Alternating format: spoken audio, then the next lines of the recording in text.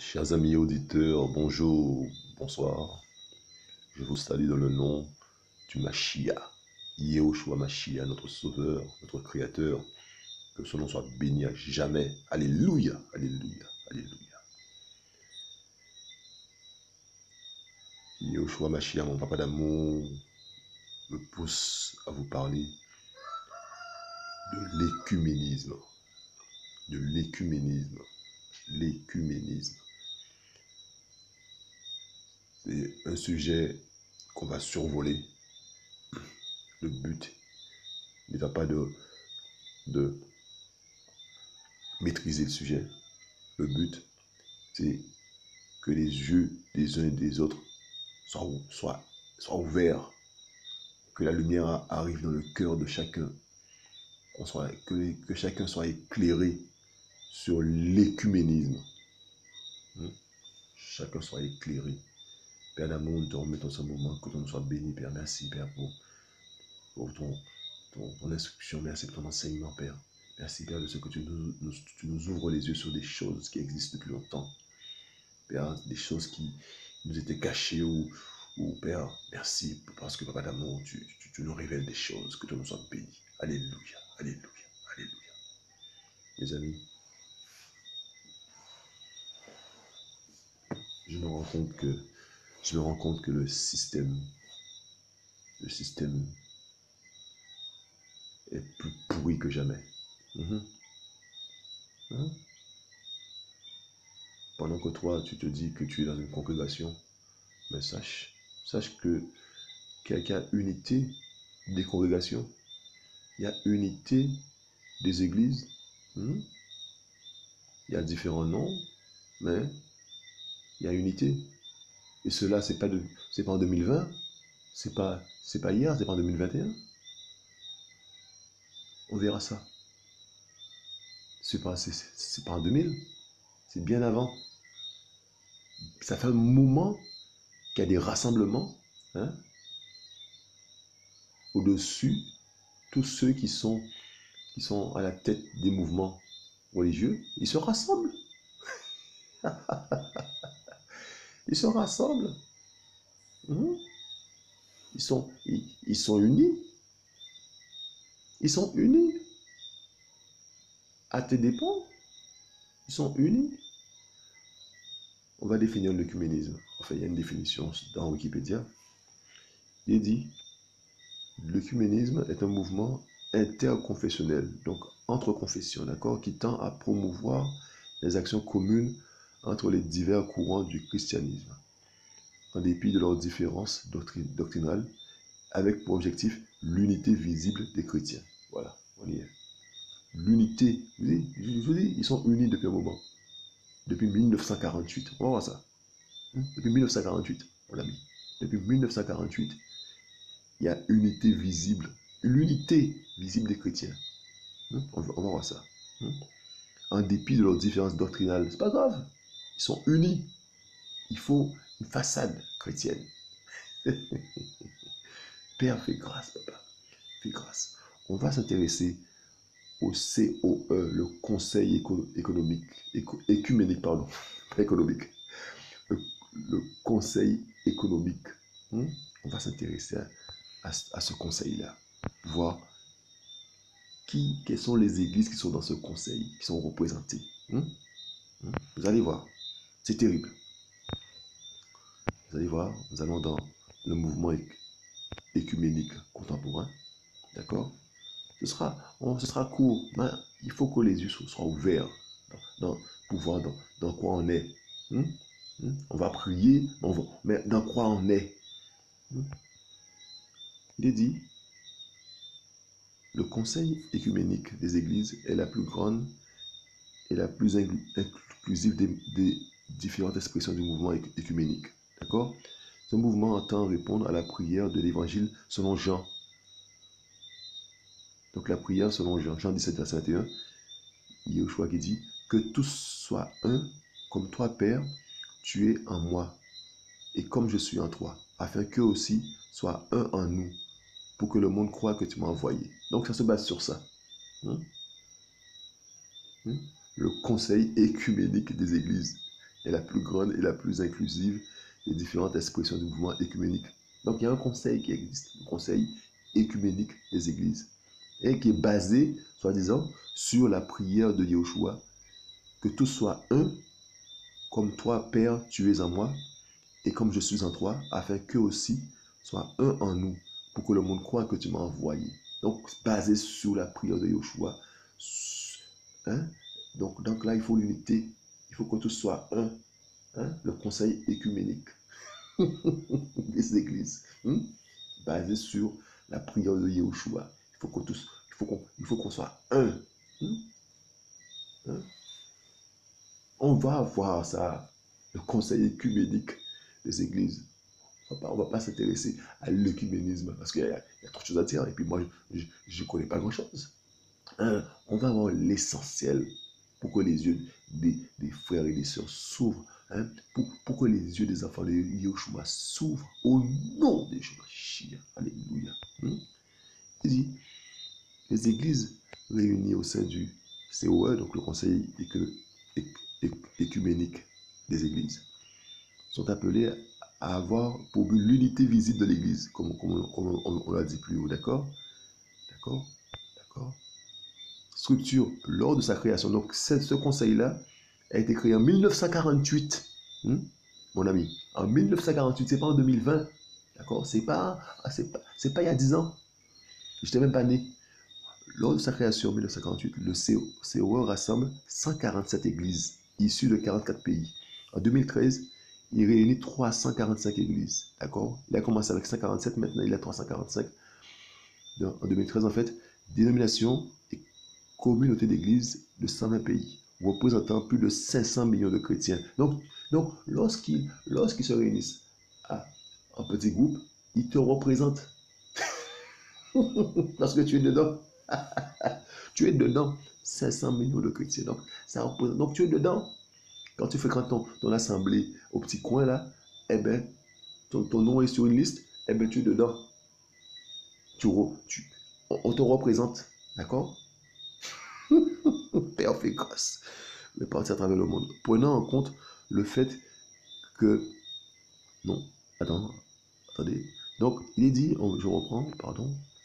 Lors de sa création en 1948, le COE rassemble 147 églises issues de 44 pays. En 2013, il réunit 345 églises, dénominations et communautés d'églises de 120 pays, représentant plus de 500 millions de chrétiens répartis à travers le monde, prenant en compte le fait que n'ont pas les mêmes méthodes pour recenser leurs fidèles. J'ai pas bien compris cette phrase-là. En 2013, il réunit 345 églises, dénominations et communautés d'églises de 120 pays, représentant plus de 500 millions de chrétiens répartis à travers le monde, prenant en compte le fait que n'ont pas les mêmes méthodes pour recenser leurs fidèles. Jusqu'à maintenant, je n'ai pas compris, mais il y a un truc qui ne va pas. Le siège social du COE est basé à Genève, d'accord? Le siège social du COE est basé à Genève, d'accord? D'accord? La majorité des églises affiliées sont issues d'Afrique, d'Asie, des Caraïbes et de la région Pacifique, d'Amérique latine et du Moyen-Orient. Ils sont représentés la presque totalité des églises orthodoxes, les différentes confessions issues de la Réforme, les églises adventistes et pentecôtistes, de même que les nombreuses églises unies et indépendantes. L'église romaine n'en est pas membre, mais il y a un siège d'observateurs et contribue étroitement avec le COE au sein d'un groupe mixte qui se réunit annuellement. Des membres catholiques de plein droit siègent par ailleurs au sein des commissions foi et constitution et mission évangélisation. Voilà. D'accord? Voilà. C'est terrible. D'accord? D'accord? C'est terrible. Et voici le président depuis 2010, Olav Fixé Tev. Il est président donc du COE. D'accord? Oh, c'est terrible, je vous dis. C'est terrible. On va voir quelque chose. Le conseil écuménique des églises. On va voir quelque chose.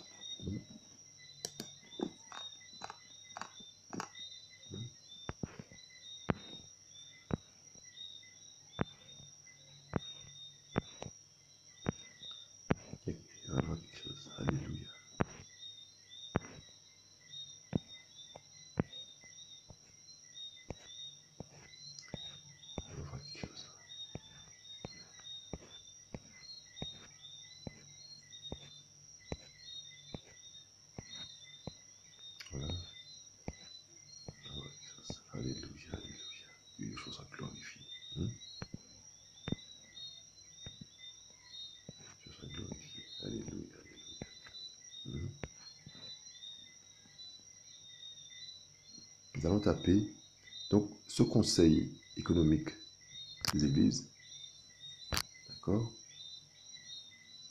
Il y a un site, hein, donc le site, ils ont un site, hein, voilà, on est dedans là.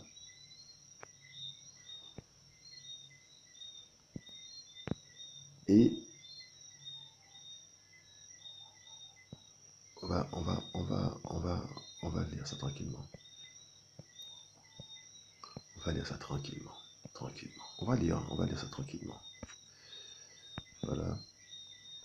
Voilà la liste des membres. On va lire ça. On va lire ça tranquillement. Le Conseil économique des églises est une communauté de 350 églises représentant plus de 500 millions de chrétiens. On l'a vu ça dans Wikipédia. Les églises membres du COE sont présentes dans toutes les régions du monde et comprennent la plupart des églises orthodoxes. D'accord? Ainsi qu'un grand nombre d'églises anglicanes, baptistes, d'institutions africaines, luthériennes, ménonites, méthodistes, moraves, réformées, vieilles catholiques, unies et indépendantes. Certaines églises évangéliques et églises pentecôtistes, l'église apostolique assyrienne de l'Orient, les disciples du Christ, l'église du Christ, ainsi que la société religieuse des amis. Voilà. On va voir ça. Regardez. Donc, liste des membres. Donc, voilà. Association baptiste, association des assemblées, voilà. Regardez vos églises. Association des églises évangéliques réformées, communauté baptiste du centre d'Afrique, communion anglicane du Japon, communion des églises baptistes, conseil chrétien de Chine, conseil de Hong Kong, conseil machin. Voilà, regardez un peu, voilà, voilà. Regardez un peu la liste, hein, des membres. Regardez, mais il y a un truc qui nous intéresse, c'est famille d'église. Voilà, la grande tradition ecclésiale et les groupements d'église au sein. On va rentrer là-dedans, hein, famille d'église. Regardez ça. Hein. Voilà. Dans cette section, on trouvera de brèves descriptions informatives sur les principales traditions ecclésiales et les principaux rassemblements d'églises qui existent au sein du christianisme. La plupart de ces traditions et rassemblements, mais pas tous, font partie de la conférence des secrétaires des communions chrétiennes mondiales. Voilà. Et donc, ACC Famille d'Église, Armée du Salut, Disciples du Christ, Église du Christ, Église adventiste du 7e jour, Église apostolique, assyrienne, Église catholique, Église anglicane, Église baptiste, Église d'institution africaine, Église de l'illumination, Église évangélique, Église luthérienne, Église méthodiste, Église morave, machin chose, Église orthodoxe, voilà, Église pentecôtiste, Église réformée, Église unie, voilà, Église, voilà. Dans cette section, voilà, on trouvera de brèves descriptions informatives sur les principales traditions ecclésiales et les principaux rassemblements d'églises qui existent au sein du christianisme. La plupart de ces traditions et rassemblements, mais pas tous, font partie de la conférence des secrétaires des communions chrétiennes mondiales. Le cas échéant, on trouvera également des informations sur l'Organisation mondiale des rassemblements d'églises concernées, ainsi que la liste des églises membres de l'organisation. Ces descriptions sont classées par ordre alphabétique. D'accord? D'accord? Voilà. Voilà. Veuillez noter que ces familles ne sont pas toutes représentées au COE. Les amis, voilà. Vous pouvez faire vos recherches. Hein? Allez rechercher si votre système est dans l'écuménisme ou pas. Donc, tous basés sur, tous unis, qu'on soit un. C'est basé sur la prière de Yahushua. Unité. Unité. Mais si vous êtes unis, c'est que vous avez le même Père. Si vous êtes unis, c'est que vous avez le même Père.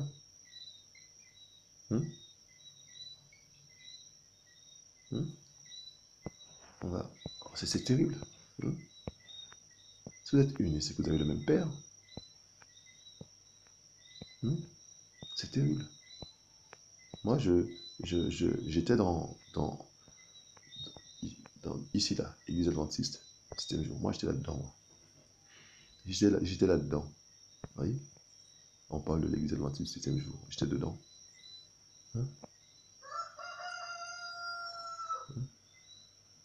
C'est terrible.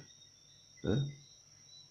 Hein? L'Église adventiste du 7e jour est une dénomination réunissant les chrétiens évangéliques conservateurs. L'Église est née dans le contexte des attentes eschatologiques du milieu du 19e siècle, exprimées en particulier par le mouvement minnérite. Mais elle ne fut formellement organisée qu'en 1863. Les minnérites avaient prédit le retour du Christ le 22 octobre 1844. Ils avaient prédit le retour du Christ le 22 octobre 1844. Après la grande déception, le mouvement se trouva désorienté. Un petit groupe d'adventistes adopta alors le sabbat du 7e jour. Donc, pour votre information, vous, adventistes, vous avez adopté le sabbat en 1844. Vous existez depuis 1800, depuis les années 1800. 1800, vous existez sous la base d'une prophétie fausse. Oh, vous le savez déjà. Je vous apprends rien du tout. D'accord. C'est tout. C'est juste une parenthèse. Mais c'est terrible. On va voir juste deux, trois choses là. On va voir. C'est terrible. Et il dit, ici là, les adventistes veulent vivre une vie de service à Dieu et à l'humanité. Pour contribuer à réaliser ce but, l'Église possède et gère de nombreuses institutions, plus de 6000 écoles, du jardin d'enfants à l'université. Il faut dire école privée payante. Il n'y a rien de gratuit. 720 hôpitaux, c'est payant aussi. Établissement de soins. D'accord? Des maisons d'édition et de fabrique d'aliments diététiques. Des centres médiatiques de télévision, radio, par satellite dans le monde entier. D'accord? C'est payant. Il n'y a rien de gratuit. Qu'est-ce qu'il y a pour les orphelins? C'est juste une parenthèse. C'est payant, les écoles sont payantes. Ce sont des écoles privées payantes. Non, parce qu'il faut le dire. C'était juste une parenthèse. Allez, mais chacun verra. Moi j'étais là, donc je peux en parler un tout petit peu. Mais chacun verra sa case.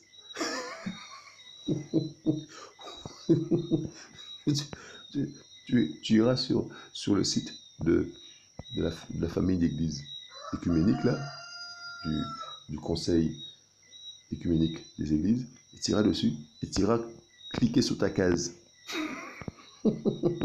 Église baptiste, tu es baptiste, eh ben tu vas cliquer sur ta case. Tu es évangélique, tu vas cliquer sur ta case. Tu es luthérien, tu vas cliquer sur ta case et tu verras. Fais grâce, papa. Et tout ça, c'est l'unité.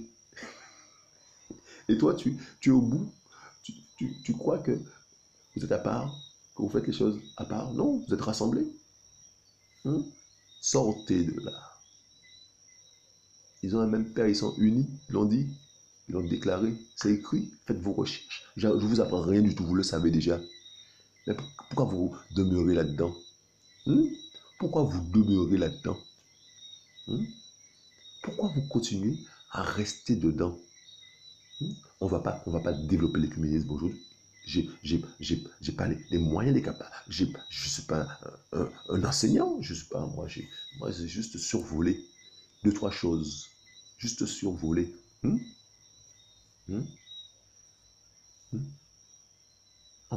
Ils ont basé donc leur truc là sur la prière de Yoshua. La prière de Yoshua. C'est terrible. C'est terrible. C'est terrible. Jean 17, verset 21. On va prendre la prière de Yoshua. Père, fais grâce, papa. Fais grâce, papa. Fais grâce, papa. Alléluia. Jean 17, verset 21. Jean 17, verset 21. On va commencer. On va commencer depuis le début de la prière. Attendez.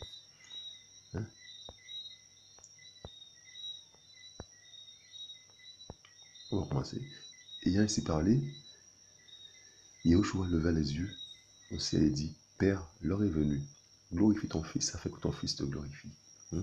Verset 2. Selon que tu lui as donné autorité sur toute chair, afin qu'il donne la vie éternelle à tous ceux que tu lui as donné.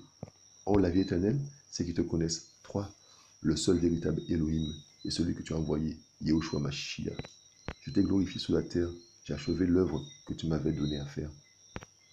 Et maintenant, glorifie-moi, Père. Glorifie-moi, toi, Père, auprès de toi-même, de la gloire que j'avais auprès de toi, avant que le monde fût. J'ai manifesté ton nom aux humains que tu as tirés du monde pour me les donner. C'était à toi et tu me les as donnés. Ils ont gardé ta parole. Maintenant, ils ont connu que tout ce que tu m'as donné vient de toi. Parce que je leur ai donné les paroles que tu m'as données. Ils les ont reçues. Ils ont connu vraiment que je suis sorti de toi. Ils ont connu que tu m'as envoyé. Je prie pour eux. Je ne prie pas pour le monde, mais pour ceux que tu m'as donnés parce qu'ils sont à toi. Et tout ce qui est à moi est à toi, et ce qui est à toi est à moi. Je suis glorifié en eux. Je ne suis plus dans le monde, mais ceux-ci sont dans le monde, et moi je vais à toi.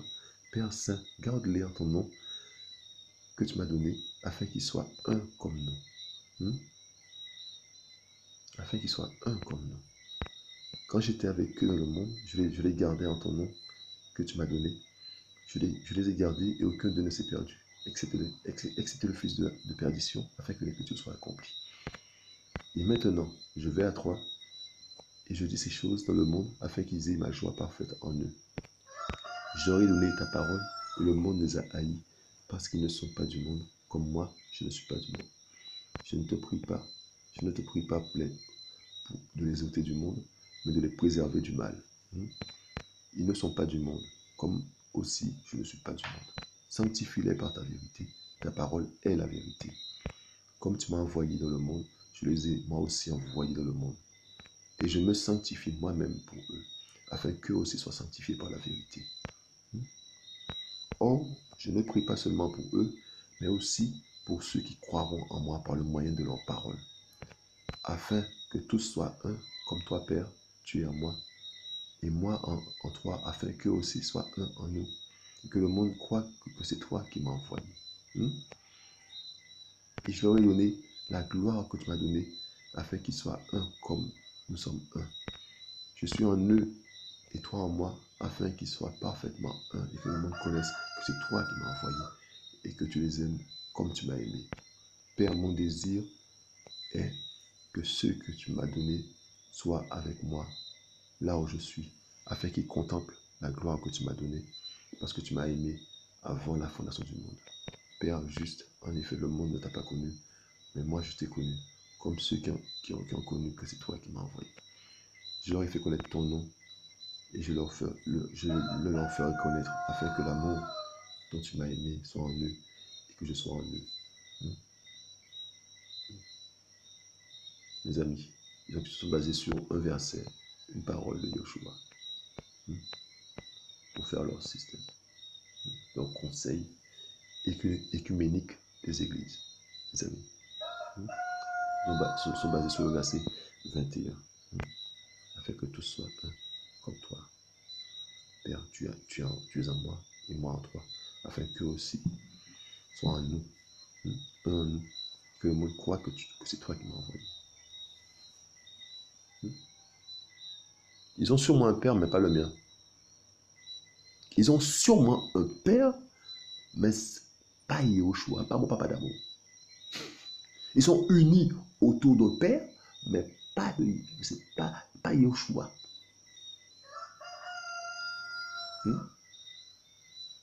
Parce que le message de Yahushua ne va pas dans le sens de ces systèmes-là. Ça se voit. Ouvrez les yeux, regardez. Ouvrez les yeux, regardez. Regarde. Vous allez voir. Vous allez voir les mœurs, vous allez voir. Vous allez voir les lois qui sont votées, qui sont adoptées, et que les systèmes en place avalent, parce qu'ils ont le même père. Regardez, simplement. Regardez les informations. Sur les mariages, là. Regardez. Regardez, vous avez... ouvrez les yeux, regardez. Ils ont le même père que moi? Non, non, non. Eh bien, ils sont ensemble, ils sont unis. Et c'est pas depuis 2020. Il y a un petit moment de ça. Un petit moment de ça. On nous a eu. On m'a eu. Parce que si je savais ça, je pensais que je serais resté beaucoup d'années dans ce système-là. On nous a eu. Et c'est vous qui êtes restés dedans. On continue à vous avoir. À moins que vous faites partie de ce monde-là. Là, voilà. À moins que vous êtes enfant, vous avez le même père qu'eux. Il n'y a pas de souci. Là, je peux comprendre. Mais ceux qui ont pour père Yahushua, écoutez ceci. Vous n'êtes pas dans la bonne case. Sortez de ces cases. Sortez de ces cases. Sortez. Venez à Yahushua, votre papa d'amour. Venez à Yahushua, votre papa d'amour. Alléluia. Il va vous libérer de ça. Il va vous libérer de ça. C'est un sujet sérieux. C'est pas parce que je rigole que c'est pas un sujet sérieux, c'est un sujet sérieux. Sortez de là. L'homme. L'homme est terrible. L'homme est terrible, mes amis. L'homme est terrible. Que notre Père Yeshua Mashiach soit glorifié. Père d'amour, te remercions, Père, pour ces choses que tu nous permets, Père d'amour, de découvrir ou de redécouvrir. Père d'amour, nous, Papa d'amour, à vraiment être éclairés sur le sujet, Père. Que les hommes ont toujours été unis. Ils ont toujours été unis. Ils ont voulu faire la tour de Babel dans l'unité. Ils avaient le même langage. La tour de Babel, ils avaient le même langage. Eh bien là, ils ont le même langage. Ils ont le même langage. Autour du mal. Ils ont le même langage. Ils ont une façade. Façade de bonté. Une façade de spiritualité. Mais à l'intérieur, c'est des ossements. Père, merci, Père. Que ton nom soit béni. Je me chie. Que ton nom soit béni. Je vous dis à bientôt.